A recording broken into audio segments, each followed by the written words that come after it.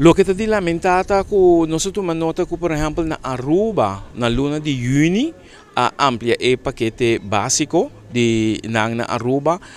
com 5 produtos, pero ya orinanta na uma quantidade de 1.205 produtos, mientras que na Saint Martin promedio o Jesus último na introduzir na makuto básico novo depois de 4 anos na makuto básico estava a consistir de apenas 12 produtos a introduzir novo e a ampliar na 72 produtos.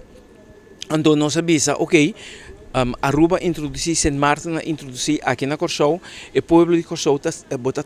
tende de grupo com a força de compra mais boa, com o preço não abira exorbitantemente alto, que praticamente é sumamente difícil para manter a família. Então, pensei, nos pergunta na ministro quanto mais vai durar para por chegar na uma decisão que está ampla e macuto básico e qual é o produto não, que qual está ampla e macuto básico, para sobre que nós tomamos nota também de reação de órgão de consulta econômico SER, riba e proposição que tem riba mesa para o que tem macuto básico e nota uma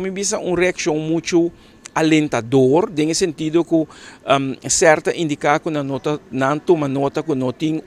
quadro de manejo para o que está ampliação de macuto básico. Então, pensei, nós apontamos ao ministro que essa é a verdade, que em verdade, tem a proposição, bueno, por tomar nota, verdade, de manejo de sua parte para o que está macuto básico, e se esse é o caso, que dia o ministro lo fija manejo, quadro de manejo rondou de macuto básico ou manejo econômico em geral.